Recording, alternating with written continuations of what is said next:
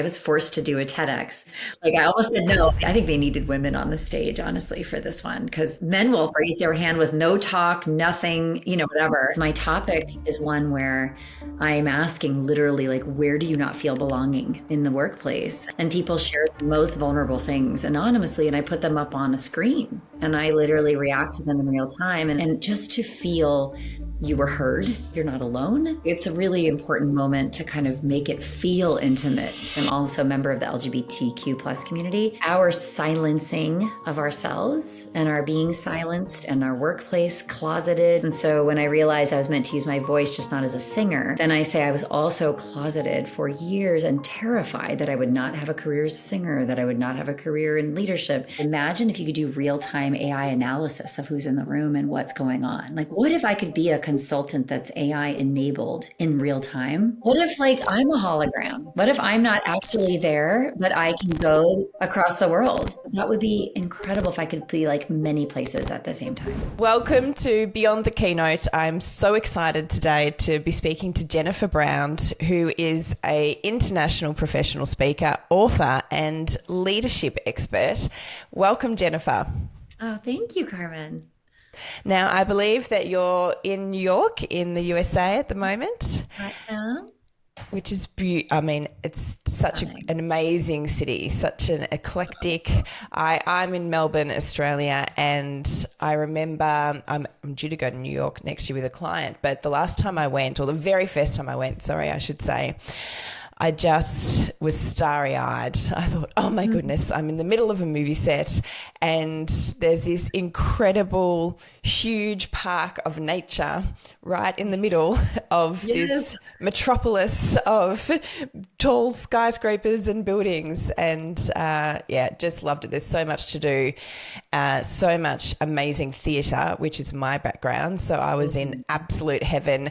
I didn't care where I sat. I was just lining up for tickets and going to whatever I could. I love that. You were getting your discount tickets at TKJS. Absolutely, yes. Square. You knew all the tricks. Yes, exactly. I think I was in my early 20s when I first went, so it was very, very exciting. Wonderful. And that was a while ago.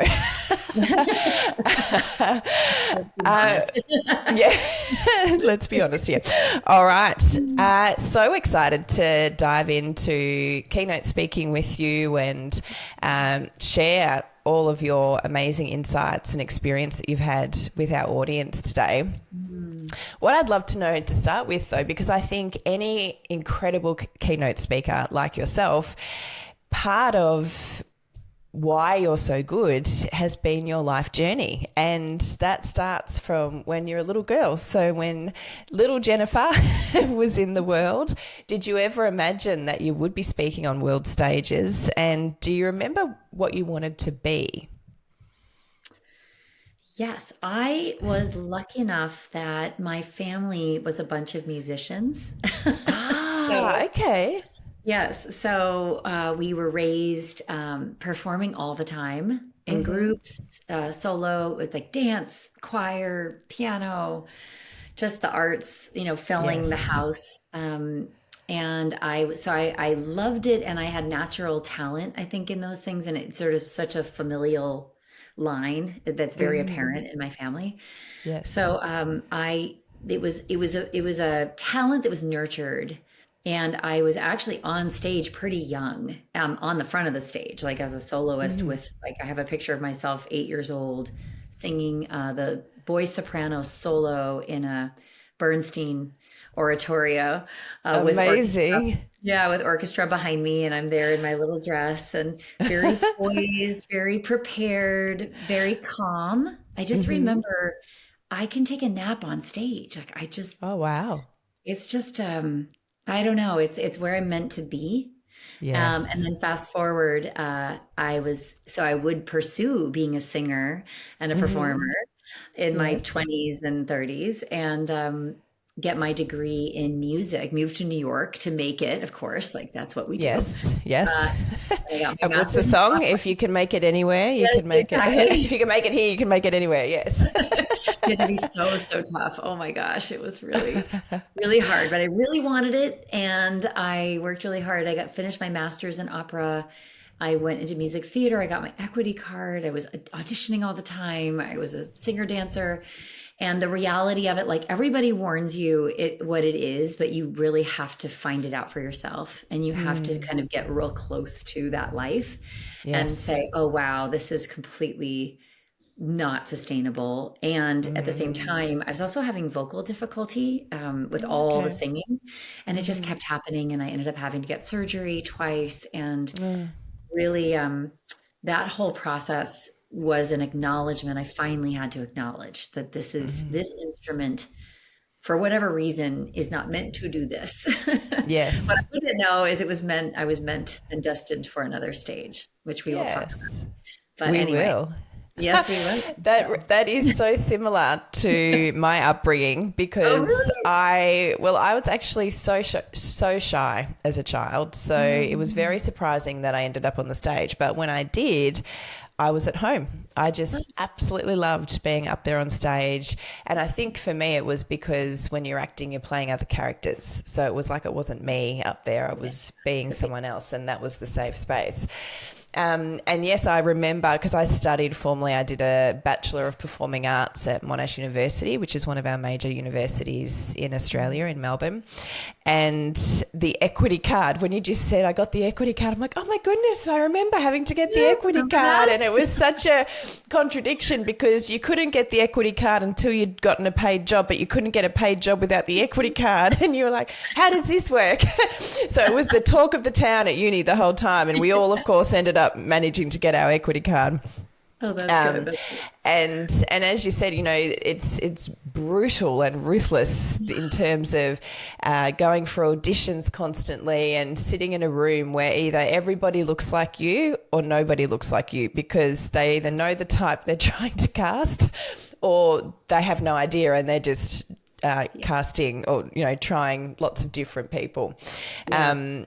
And, you know, lack of feedback, pretty much getting no feedback or getting feedback that, oh, you were the second, you would have got it, but only one person, you know, got there before you. And you're like, no, why can't it be a yes?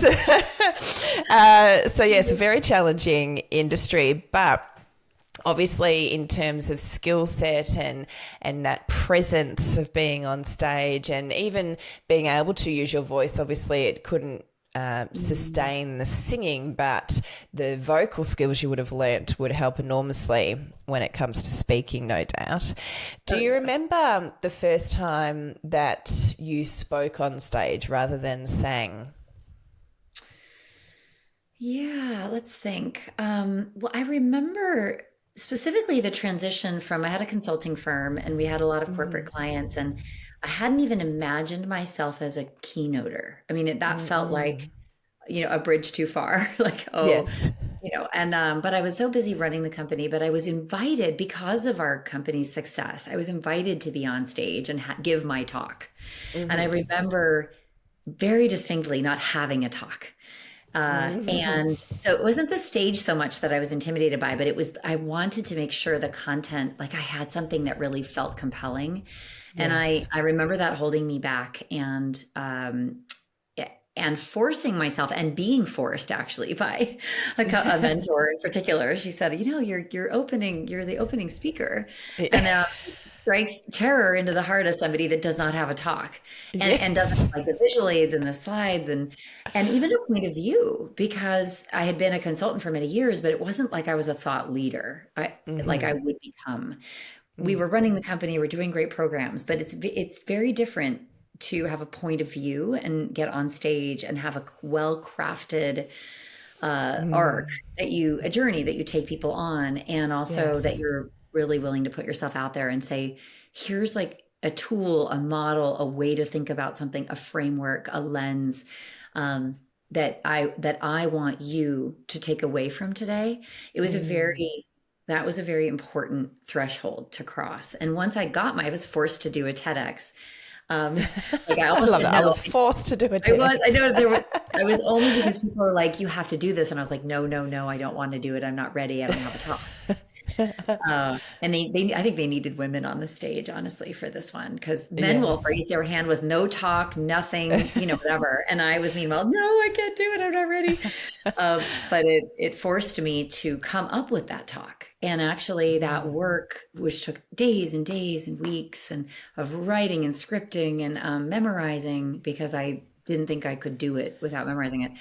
Yes. That was another really important threshold, because I had something. And once I had something, then and then getting a book too, your first book, those two things kind of paired together allows you to kind of discover this whole other world, that you have something of value, people like it, you've got a book to support you. It was a very easy leap from there. And then it's changed over the Amazing. years, and I've added things to it, and it's morphed, and it's, but organically, like very easily, over the many years. The context changes, but a lot of the key concepts that I talk about remain very similar. Yes. Yeah. So that's incredible. We've jumped from little girls singing on stages through to consulting. Take us through the gap. So how did you end up? You obviously had to make a decision that you weren't going to be a professional singer at a certain point. How did you transition into consulting and a more corporate style career? Yeah, I went back to school, which I always recommend. And I decided, somebody said you'd be a great facilitator, a leadership facilitator. And I had no idea as a performing artist what that was. Yes. And this was like 25, 30 years ago. So I went and enrolled in a program, Sight Unseen, that somebody said you should look into this. I think you'd be good at it. And lo and behold, I found kind of my people again. I mean, I had thought musicians and artists and activists were my people, but I also very much identify with people who study learning in the organization and leadership development and org change, and it's a really fascinating field. And I ended up getting a second master's in that, and then getting some training roles in corporations, very low level, and then working my way up. But again, not really understanding that I would own my own company someday, that I would have people working for me, that people like me in the organization would be my clients as an external. I just didn't see a lot of that, but it taught me so much. I got grounded in systems thinking, org change, stakeholders in, complex organizations. How do you develop programs and training to develop those leaders? How do you get them to buy in? Like, what does the curriculum look like? How do you work with designers? And anyway, that I pull on all the time. And I got to watch great facilitators manage and deliver training over and over, and sit in the back of the room and take notes. And, so it was a wonderful time. And I didn't know I would transition into diversity, equity, and inclusion at that point either. It was more, I think, leadership development. And I loved it. I thought it was the coolest. Nice people, great altruistic mission, and kind of the human heartbeat of organizations, where I don't think I really could have found another home in corporations, because it's just not who I am. But this absolutely felt like a home. Oh, wow. I feel like our lives are mirroring each other. Honestly, it's just crazy, because I went from acting to corporate. And for me as well, I thought, okay, there's only so long I can sustain trying to keep my days free for auditions and doing a job at nighttime that I don't love versus, sorry. It's 6 o'clock in the morning here for those of you who are listening, so my voice is not warmed up yet. Versus diving into a career that I could sink my teeth into. And I ended up at this company. It was literally a part-time job for me while I was still finishing my degree in performing arts. And when I finished, my boss said, "Can you work for us full-time?" And I initially said, "No, you've got to keep my day free for auditions." And she said, "Well, what about, I'll do a deal with you. If your agent gets you an audition, I'll let you go. Other than that, you work full time." I'm like, okay, that's a pretty good deal. So she did. She let me, I got my bits and pieces, and she let me do the filming days and all the things. And other than that, I worked full time. And that's when, it only took a couple of years, and I needed to progress throughout the company. I was on a shop floor role, and I said, do you think there's anything else I can do here?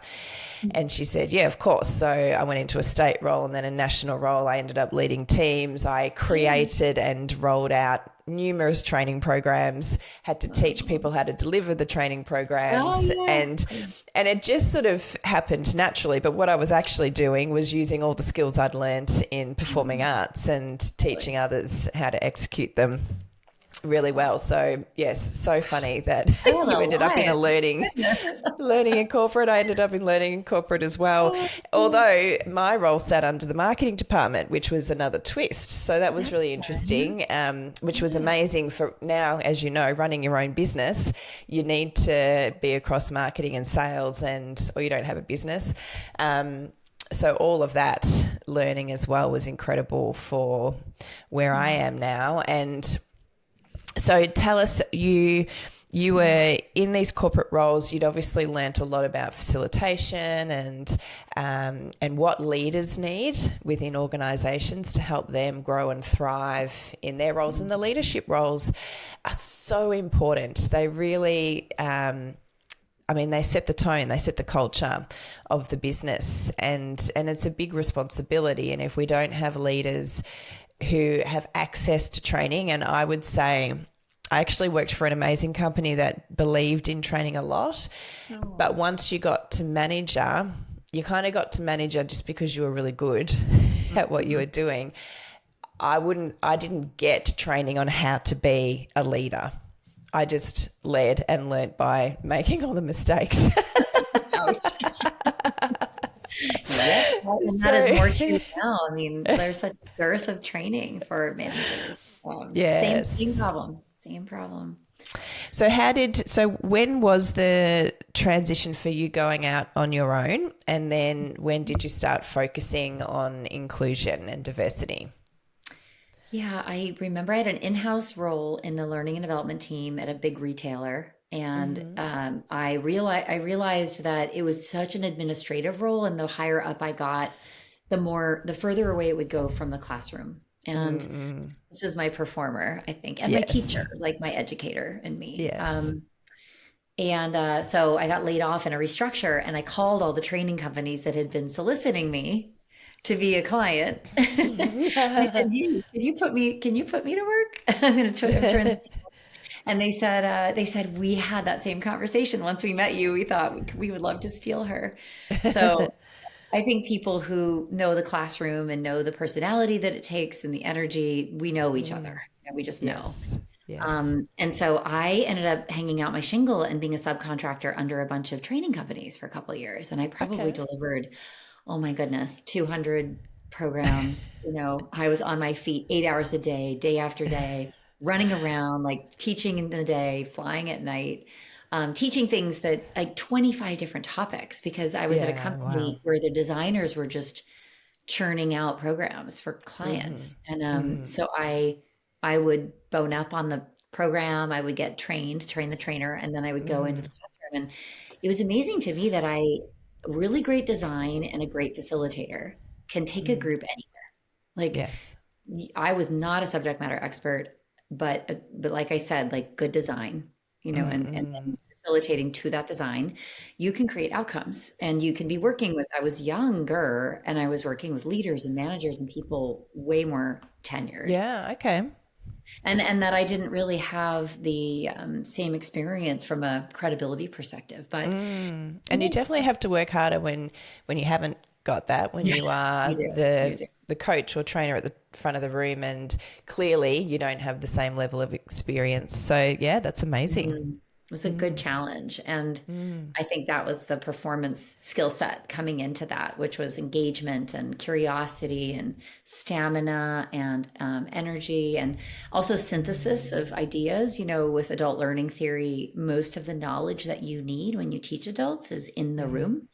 Yes. And I took classes on this. So I understood group dynamics and all this stuff. So when I ended up in the classroom, I knew that I could create an experience and make sure people got where they needed to go. But the knowledge that I could work with didn't all need to live with me, and I'm still very much like, I believe there are so many interesting models and helpful things out there, and I don't need to believe that I'm the only teacher. And I don't need to Yes. believe that my stuff is the best. That's not possible. I mean, my first Mm-mm. keynote, I didn't have a model. I didn't have books. I had to use other people's research and other people's models and bring it alive. Mm. And that's exactly what I did. I attributed it. I knew the people that I taught their stuff, and I brought it alive in a way only I could. And that's how I kind Yes. of, those are the training wheels, I think, to getting on stage and feeling I'm legitimate here, and Mm. this is of value. It doesn't need to Mm-hmm. be me. And that's, Yes.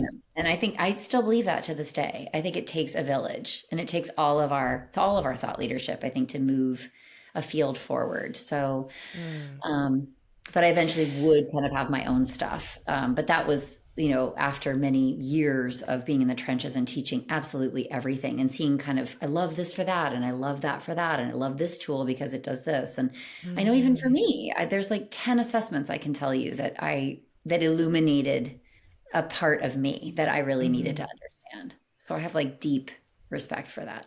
Yeah. Incredible. So, let's talk about the business of speaking, because Mm. you have been in the business of speaking for a while. How long would you say you've been a keynoter as such? Yeah, I'd say it kind of happened at the same time as becoming an author, Mm-hmm. a little bit after, but so maybe 7 years, I'd say. Okay. But then it really ramped up in my world with the murder of George Floyd. Pandemic and the murder of George Floyd kind of happened in that spring of 2020. It Mm-hmm. really, really exploded. I mean, Okay. everybody wanted speakers that knew what I know. And it was a Yes. relatively small group of us that had all that institutional knowledge that could Mm. like jump into organizations and like help in that moment. Yes. But it was real. It was really what, and it exploded at that point, and then it's Mm. kind of been sliding and sort of dropping off actually because of our current political environment. And Mm-hmm. now companies that were like leaning in are now leaning out, and so it's just been a really, really interesting. But Mm. I've probably like a 200, 300 keynote speaker. Been Yeah, a lot. wow, that's a lot of keynotes. So, can you remember the first time you were on stage with your own keynote based on your own book? Yeah, gosh, can I? I don't know if I can remember exact. I was probably in a client company, Uh-huh. probably an internal Mm-hmm. meeting. And I was probably like very much following my slides, and had my notes and my agenda and the Yes. timings. It's clunky, not clunky to the audience, hopefully, but it's Yes. clunky as the giver of the speech, because you're like, okay, I'm balancing a lot of things and trying to, make sure I hit all my marks and match my Yes. slides and like whatever, like I coordinate think everything. especially when you're a performer, because as a performer, you know that it needs to be all Yeah, smooth and totally. it needs to appear a certain way to the audience. And when it's all in your head like that, it just doesn't feel good. It doesn't feel good. Yeah, And I'm sure you're at a very different place now. And you have to thankfully. start somewhere though. That is reality. That is often how you feel when you're very first starting out, because it's new and it's all in your head. It's like Mm. any job. There'll be things that you do on day one that feel big and feel like it takes a lot of energy and a lot of time, and then 12 months later it's just something you do and you don't even think about it, and you're unconsciously competent, so it just I was just gonna happens. say that's exactly it. And it's conscious competence is like the awkward, okay, I think I'm getting the hang of Mm, it, but you're so aware. You're just, yes. holding, and then, but the unconscious competence is where we want to get, which is I'm in the flow. I don't need to pay attention to that anymore, Mm, and I'm feeding off of the energy in the room and all the stuff that the client has given me, that I hold in my head and in my heart, and all the stuff I'm getting back from the audience. And I'm able to kind of synthesize all of that together. And it's almost like to this point, unconscious competence feels like you kind of disappear because something else is just coming through. I think yes. performers, you're like, what happened? What just happened? Mm, Performers have that deep presence to the point where mm, you kind of disappear into the moment, and you yes. you are you are a channel between the audience and the ideas that you have and all their feelings, and It feels really cool. It's kind of like learning to surf a wave.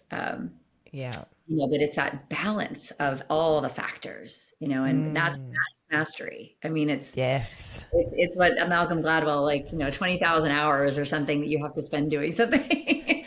So true. It's what I say to my clients, because when they're working with me, they're elevating their keynotes to a performance for the first time. And there is an incredible amount of rehearsal that comes along with that, to the point where, some of them will say, oh, I don't know if I need to know this that much. Like, I kind of just freewheel here, and I'm used to just having a few key points, and you can absolutely do that. I said to them, the difference here is you actually want to know it so well that you can go off script. And they're like, what do you mean? I said, well, when you know something so well, you can be in the moment without even having to think about being in the moment. So when something different happens and the audience gives you something different, you can respond authentically in the moment to that, because your brain can get you back on track at any moment that you want to get back on track, because it's in you, it's living in you by that time. They're like, oh, okay. Okay. How do I do that? Like yesterday, you're like, well, fortunately, there's not a lot of shortcuts. Yeah, exactly. Let's have a bit of fun. Can you remember, you've done so many keynotes. One thing I would like to explore is the difference between speaking in front of a smaller group, so it might be a really small, intimate group internally at a company, versus speaking in front of a really huge crowd from stage in an auditorium. Have you had both experiences, and do you prefer one or the other? Oh, I do love small group, because you can literally engage people and they weigh in, and you can back and forth and connect the dots, and they feel heard, and you're like, you are training and landing the same points. Like, you can bring a deck and you can have an agenda that you want to cover, but particularly senior leaders, is really fun to be in a team, like a leadership team. Yes. So it's sort of a keynote plus, like you've got all your almost material. a workshop. Yes, exactly. But there's so many pauses and reflections, and it's such a robust, you can hear and feel them reacting to your concepts, and whether they agree or disagree, it raises my level. I think it allows me to be a consultant and not just a speaker. Yes. And to me, that is somebody who's resourceful, creative. I'm saying things that I maybe I haven't said before, because I'm in the moment with them. Keynotes are much more prescriptive, and you try to read the audience. And that's why I poll my audiences, actually, so I can reduce the distance between me and them. Like, I want to feel them. I want to be with them. I want to almost be like sitting next to them. I want to make them feel comfortable. And I want to react. I want to be able to react to what they're texting in anonymously, and also to comfort them, because my topic is one where I'm asking literally, like, where do you not feel belonging in the workplace and historically, and why is that? And people share the most vulnerable things anonymously, and I put them up on a screen, and I literally react to them in real time, and it allows me to acknowledge the experiences in the room, and just to feel you were heard, and that I took what you said and said, I legitimize it, and I say, you're not alone, and this is real, and it's something that I hear a lot, and here's what I know about this. And it's a really important moment to kind of make it feel intimate.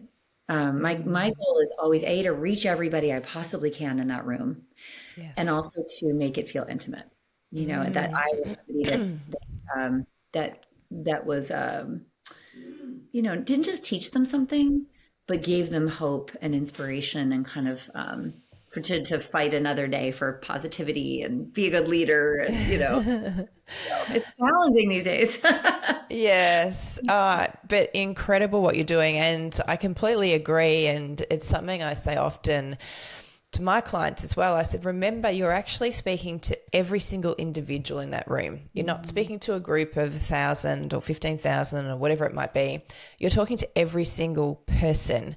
And when you make every single person feel like you've just given them specifically a message, that's gold. Like that's when you really have people feeling your message and you become unforgettable to them. Because the other thing is that every single person in the room is taking on board what you're saying differently, because it's their experience that they're overlaying everything you're saying through, or running everything you're saying through, and then they create their own meaning from what you're saying.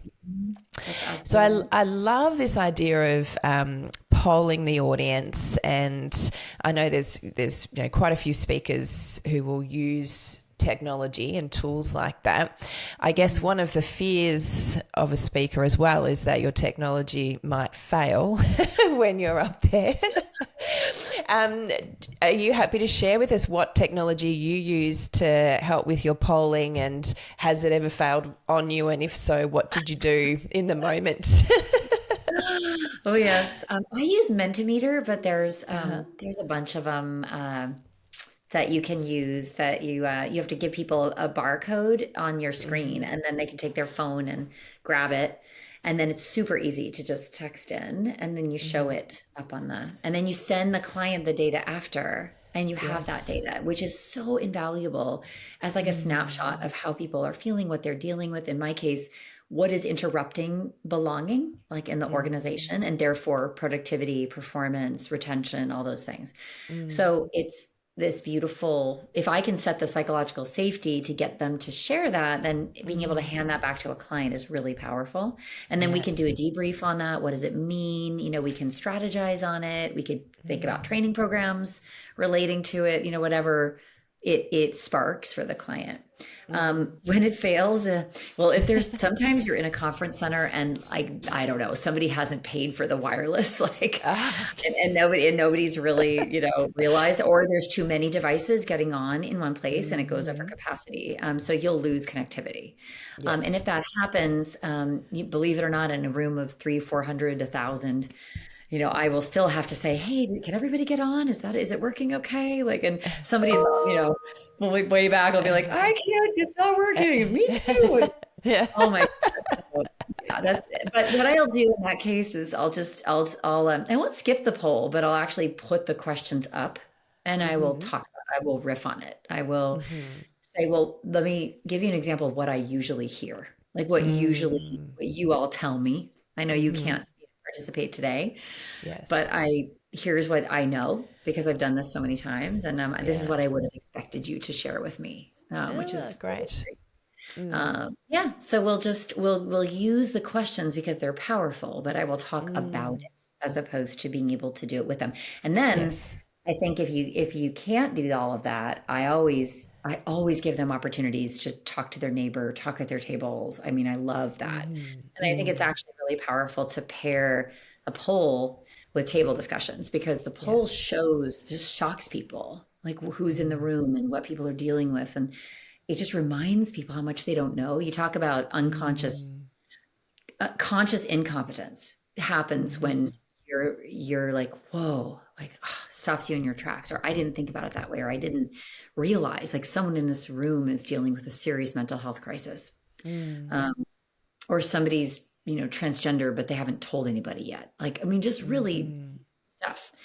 So then if they can talk at their tables, they're all of a sudden they're bursting to actually talk.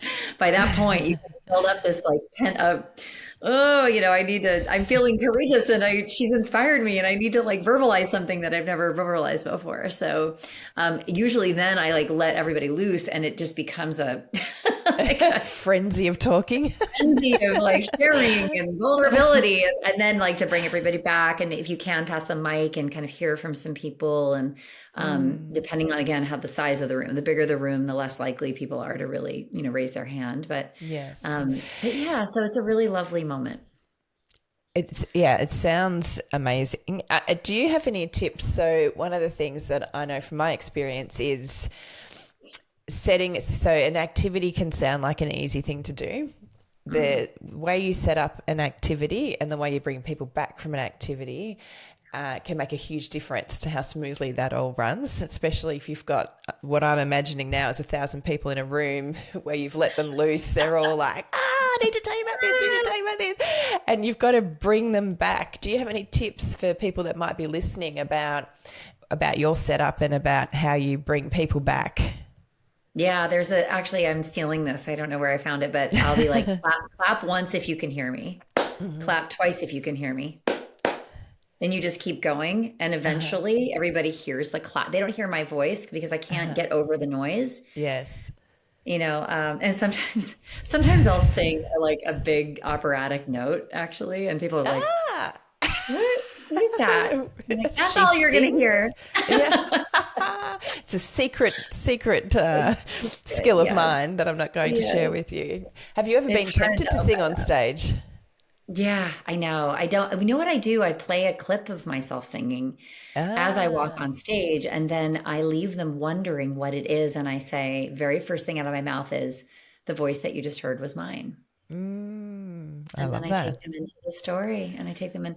And I haven't even really, you and I haven't talked about this yet, but the voicelessness piece is very profound for me because I'm also a member of the LGBTQ plus community. Hmm. And our silencing of ourselves and our being Yes. silenced and our workplace closeted, being closeted and covering and all of that is such a present dynamic for us. And so when I realized I was meant to use my voice just not as a singer, which is what I say, Mm, then I say I was also closeted for years and terrified that I would not have a career as a singer, that I would not have a career in leadership, and finding my voice and then realizing I was meant to give voice to those who don't feel they've had a voice in mm. organizations traditionally.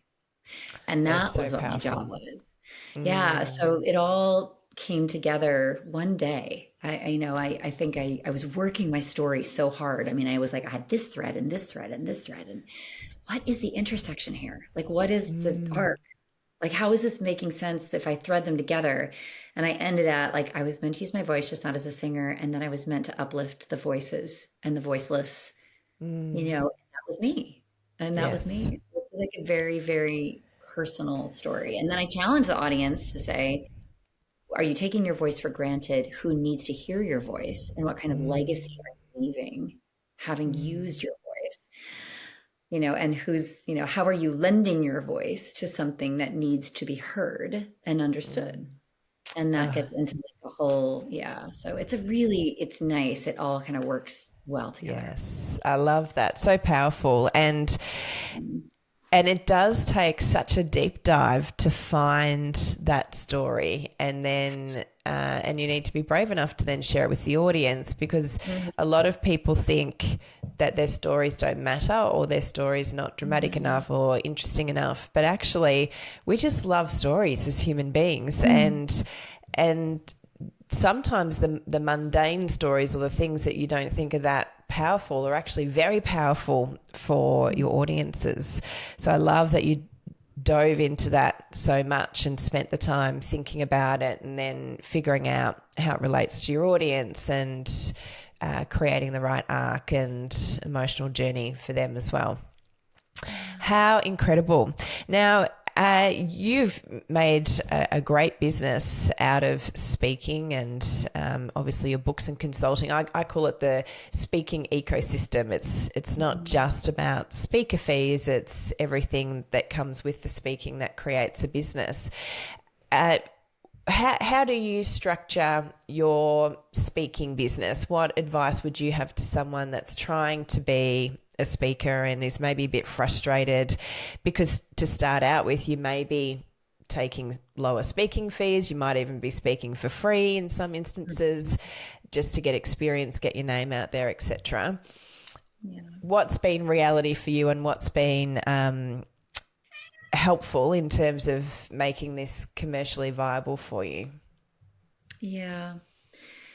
Well, let's see. I think first of all, I being a consultant with a model in and having books and having those books have like real concrete tools for leaders to use actually Mm-hmm. really, really, I think made me more marketable. Yes. And having that many people I think make the mistake of, well, my keynote is my story only.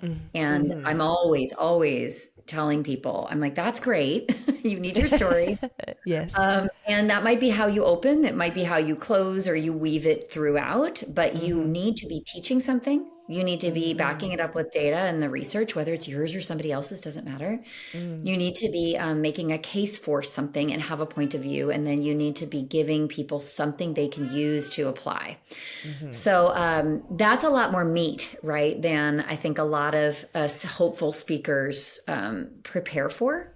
And it kind of does mean that you kind of need some sort of company. Like you need to have a consultancy or something you teach that has heft and relevance and urgency to the audience that you're trying to get hired by. So that would be one thing I think is so important. And then like sweating it out in the breakout rooms. I mean, like you know what I did though? I didn't like speak and speak and speak. I actually moderated a ton of panels. I put a lot of panels together at industry events over the years. It was how I actually met some of my biggest clients, is actually because I would put forth a pitch, and I would be on a relevant, urgent topic. And I would say, and I would grab my one or two clients in the very early days, and I'd say, hey, do you want to come with me and do this panel? And it would just deepen the relationship. It would get me on stage. It would, I think people watching how you hold yourself in front of a group is a signal to them. They don't even know they're looking for you, but I think they sense that you have a level of comfort and confidence that they can trust, and that you would impress people, and that they would be safe in your hands. And that's, I think, a good moderator shows they're doing a lot at the same time. It's quite a challenging thing to do well. It's not just, as the singer says, park and bark, right? Like that's the keynote. So anyway, I really enjoyed panels, and actually, I ended up building relationships with my panelists, and they would end up being clients, like, or deeper clients. So I think getting yourself to conferences, working ahead of the speaker submission deadlines, being really organized about it. We have AI now where we didn't before. I mean, we used to spend hours on my speaker submissions, like hours and hours and hours. But I have to say, collecting the business cards afterwards is what we also used to do. Following up with everybody, offering, the white papers and thought papers that hopefully you're writing, that you have. Summaries of the event. If you're doing polling, you can write something about what the polling results told you and kind of a recap. And there's so many ways to keep them in your ecosystem beyond creating a great impression. Yes. So I don't know, maybe that's an unexpected answer, because I would imagine a lot of people say to you, you just need practice and just like look for every opportunity you can get. But I think there's a lot of creative ways that you can kind of do it all and get it all, because you need to get people's information. You need to have a reason to follow up with them. That's right. Well, it's a business. So as we said before, you need your marketing, you need your sales, you need your lead magnets, and that's everything you just spoke about then. And really good advice for anybody that's listening. Have you ever had to sell from stage, or is that not something that's part of how you speak? And if you're not selling from stage, do you, for instance, sell your books as part of a package of you speaking, or sell extra workshops or online modules? How does it work for you? Yeah, I think everybody could probably be better at this. I am unusual. I don't do a lot of open keynote type things like industry events, and I'm not in like an entertainer, motivational speaker. I'm really brought in by companies because I'm viewed as an expert in this thing they need. So the question of selling from stage doesn't make sense, because like my client is my client. Hired by the client, yes. Be weird, right? Yes. Like there's a way you're expected to behave, and you're there to really educate and inspire and make the client look good. Yes. and deal with a tricky topic in my case with finesse and grace and sophistication. So uh, I don't sell from those stages. However, I do. We have an assessment that goes along with my book, which I always recommend. You have a model in your book, and you have an assessment that goes along with it. Mhm. I always, try to get everybody in the room ahead of time or after to take that assessment, get the results. Yes, bundling the book is great. I mean, sometimes I'll discount my speaking fee if they buy a certain number of books for sure. And I'll Mhm. come early and sign them. I like to come early for keynotes if I can, like the day before, and attend receptions if there is one. I'll suggest that I come because I love also to connect with people before I end up on stage. I like to just mill around and get a flavor for what do you want to hear? Hey, I'm your speaker tomorrow. What do you want to hear on this topic? What's really Mm. troubling you? What's the thing that you just can't figure out? Where do you get stuck? What's your culture like? I'm Mhm. always in an intact company. This is again not the industry wide event, Yes, but in an yes. intact company, you can get so much data about what is going right and wrong in that culture at a cocktail hour. Like you, Yes. you really So true. maybe things you don't want to know. But I weave in things that people tell me. I mean, I'm literally the second I hit the ground, I am meeting people, collecting information. I'll run over to the corner and like jot something down. I'll do a Mhm. voice note memo to myself. This is what they call this, or this just happened, or Mm. people really love this, or they're really proud of this. Mhm.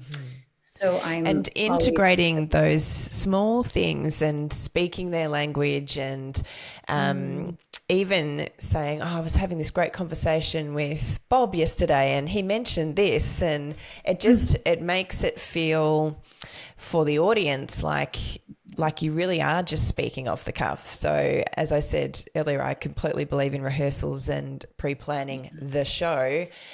And the reason why you do that is because then you can tailor in the moment and you can bring those little pieces of gold that you're talking about into the talk really confidently and freely because your brain's not having to think about everything else you're doing. So I'm sure they respond very well and love those insights that you're gathering. And you're no, absolutely they're right. probably like, Cocktail hour is wow. a good way to do it. Oh yeah, especially with a little, Little a drink little along the dinky, way. little cocktail. Yeah, exactly, exactly. Um, so I would love to talk about what is next when it comes to keynote speaking. If we want to elevate the industry, we want to keep giving audiences something new and an incredible experience when we're there. What do you Mm. think is next? Are you seeing any trends? I mean, AI is now a huge part of our lives in many ways. You've mentioned it already. What do you see that could happen moving forward? Yeah, anything that, anything that, that would any technology that would enable more of the polling idea, but if you're like Mm. wearables, like maybe there will be a day when you really, really as a speaker can like be harvesting this information in real time, like in a Mm. um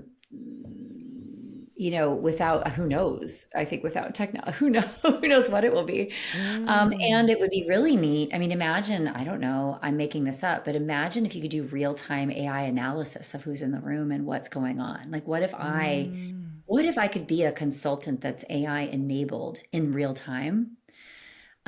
So that the things that I would do back at my computer, like Mm-hmm. analyzing and synthesizing with ChatGPT, what if I had access to real-time prompts and we could sort of divine like the wisdom of the crowd, if you will. Yeah, I would wow. That love sounds very cool. I I like mean, that. I think that could like accelerate problem solving. It could accelerate belonging. It just Yes. there's so much we have not yet been able to tap. There's just Mm. whenever I keynote, I always feel like there's so much left on the table. There's so much in each, like you said earlier, each person is taking this in such an individual way and having all Mm. these aha moments about like maybe their story or maybe their behavior or something they wish they'd known. Yes. I wish I could hear every single one of those thoughts. I, Yes. because that's what I've collected for the many years and what's made me as wise as I might hope to be. I carry the Mm. stories of people with me. That is, I step on stage and have all that in me. I'm literally like the Yes. Trojan horse with the army inside. I carry it, and I've been told and entrusted with so much information over time. And I think we're very limited in our human brains in some ways because it's so much information. Like we can't look at a crowd Yes. of 1,000 people and really hear them, like really hear them. And then allow them to hear each Yes. other is also really interesting. I mean, I think there's something there as well, like that enables them to hear each other and learn from each other. Yes, just as you're Yeah. speaking, I'm like, ooh, and because Yeah. I mean, people, as you would know, not everyone wants other people to know what is going in their brain and what has Yeah. happened in their lives and what their stories are. But Mhm. imagine if somehow through this technology you knew, so Mhm. they didn't know each other's, but you could channel that somehow through some technology confidentially, and you could stand on the stage and say things like, do you realize that 10% of you sitting in this room right now are going through this, and 25% have done X, Y, Z, and 30% of you are wondering la la la la la, like, and I guess to a certain extent you're able to do that through the surveys that you're doing now. It's just not as quick and as fast, and also that would be interesting because if that's happening in real time for you as you're speaking, you'd also understand how that's enlightening or not enlightening certain sections of the audience, Yes, or audience challenging reaction. them in a certain way. Yes. I love that idea too. A sentiment analysis, right, of a room full of people. Imagine being a speaker and having the information about like where are the high points, where are the hard points, where are the points where I lose people's attention or I've had too much information and not enough interactivity. Right now, we do that just by feel. It's Yes. really true. Like, this as a trainer, like you feel the room, you just feel what people need. You feel the energy, the lulls, the highs, the whatever. And your whole goal is to kind of keep people in a sort of, I don't want to say it high the whole time, but to take them on this journey that winds a bit. So they have some variety and some, highs and meditative Yes. moments and thoughtful moments and whatever. But yeah, being able to read that would be really fascinating. And to be able to design with that in mind um, Yes. would be much more accurate, I think. We don't have those powers right now. We're blind, I think, to it. And then you just have this intuition, which is beautiful and amazing. And, Very mature human, speakers which is good. which is yes, different. And Yes. that's what we can do. And that's Yes. what only us hopefully can do. But I don't know. That would be It really would be cool. cool though. I mean, I would Yeah, suggest we'd want it afterwards, because if you were getting that in the moment, it would it's a lot. completely derail you, or could completely derail you if the information coming back was everyone's Yeah. bored right now. You're like, I mean, you could feel that and get some intuition there too. Although Yeah. I would say that sometimes what's coming back, or what appears to be coming back, is not what actually is happening for the That's person. true also. Yes. And you have to be really careful, like how you interpret silence or, some audiences I've thought were so resistant, but the client will say, oh, they loved it. Yes. And you did not get that feeling at all, and they didn't give you anything. Like that audience was very hard to read, or they seemed really distracted or whatever. So yeah, it's Yes. really, there's a gap, I think, of in our own this that would really supercharge speakers, I think, from an effectiveness perspective, if we had the ability to do that. The other thing I want to say is there's a virtual audience sometimes along with the in-person audience. I think the ability to really tune into a bigger virtual audience, like to kind of break the wall down Yes. and really like someday we may not just on like WebEx or whatever, Zoom, where people are chatting their questions. So we're going to look back and say that was so analog. That was so like 1.0, Yes. but again, to like really like have a global audience truly Yes. like tuned in and to And be kind of actually be able to see them and feel them like you would if they were in a room with you would yeah. What if be they're holograms? unbelievable. What if like Yes. I'm a hologram? What if I'm not actually there, Yes. but I Well, can that will go happen. across the world. Yes. That would be incredible if I could be like many places at the same time. That would be so cool. It'd be so I've cool. often wanted to just have some kind of like travel later or something, that time machine type thing where I can, especially being in Australia and working globally with Ooh, clients and yes. speaking globally, I would like to just step into something and arrive in New York or arrive in London or wherever I want to be and not have to do Oh, the 24-hour plane ride to get there. yeah. Again, we're going to look back at that and think it is so old fashioned. I'm sure. I'm sure. Yes, We'll send our digital twins around the world too. I mean, and our absolutely. digital twin will be equipped with all of our knowledge and all of our wisdom and able to, and maybe even able to read some things in an audience that we aren't able to do as mere humans. That, I True. mean, imagine that might be how it happens. I don't know. Well, you have been the most creative in any interview I've done on this podcast so far about the Really? future. I love it. Love it, love it, Love love it. I it. What a literally great love it. conversation. I'm sure we could both keep going forever if we wanted to, Yes. but we probably need to wrap up. So, um, are there any parting words that you would like to leave with our audience? And once you've done that, if you also would love to share how we could get in contact you if we're wanting to book you for some speaking or consulting. Thank you. Yes. Parting words. Your people still need development.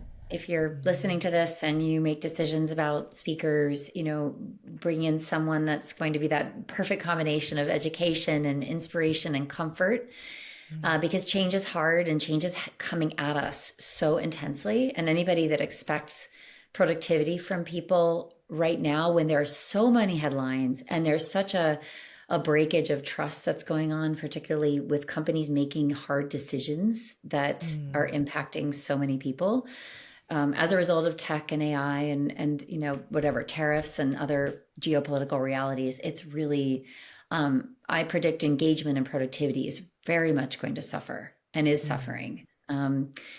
Word of advice, continue to invest in the basics in Leadership 101, because chances are, that we have a whole COVID generation that went through formative years without being in an office, and we remember the generations, remember also your biases and assumptions about, whenever we say negative things about certain generations, like that, everyone is doing their best, and Yes. trying to show up in these really foreign systems, like these systems that are sometimes cruel and dehumanizing and incomprehensible. So, I think companies need to continue to strive to be a safe space. And I don't say that in a political way. I mean, if you do not feel safe and you don't feel a sense of belonging, you're not going to be able to perform at your best, which Absolutely. hurts everybody. So, anyway, I hope companies continue to remember that as they continue to make difficult decisions and, bring AI into the workplace in more substantive ways. The humans matter, and the AI cannot do what it needs to do without the lens of the humans. It just can't yet. And I don't think maybe ever. Yeah, so then if y'all want to find me, I'm at jenniferbrownspeaks.com, and I'm on Instagram, Jennifer Brown Speaks. I'm at LinkedIn. We do a lot of programming. All of my books are on Amazon. We're working on a third edition of How to Be an Inclusive Leader, which is really exciting. Oh, can't wait for that to come out.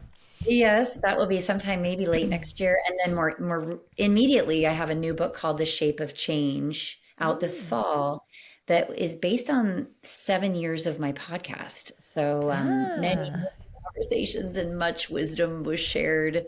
And it's a book that kind of arose with a little help from AI and just an amazing writing team. It's a book that arose out of the wisdom of the podcast. So I'm really very excited about that. very exciting. Can't Mhm. wait. Well, Yeah. thank you so much, Jennifer. It's been such an amazing conversation, so enlightening. And I've had the pleasure of watching some of your speaking clips that are available on YouTube if anyone wants to go and have a look. And the keynotes just seem absolutely incredible and so interesting. You have so much depth and knowledge in what you're talking about, and care deeply about the outcomes for the audience, which always makes an incredible speaker. Thank you so much for coming on to the show. Thank you. Thank you, Carmen. All right, here's where you're standing. You can close this episode, think that was fun, and go back to doing things the way you've always done them. Or you can decide you're done being the speaker, the leader that people politely applaud and immediately forget. If you want to create the kind of moments we talked about today, the theatrical, the unforgettable, the profitable, I've put together something that'll change how you think about the stage forever. It's called Beyond the Keynote, Creating Your Illuminated Story. No fluff, no theory, just methodology I use with elite speakers and leaders who are done playing small. Go to illuminatedstory.com/masterclass. And hey, if this episode hit you somewhere, share it, leave a review. It takes 30 seconds and helps more people discover that great speaking isn't magic. It's a game and you can learn to win it. I'm Carmen Sederino. Don't just speak, illuminate. See you next week.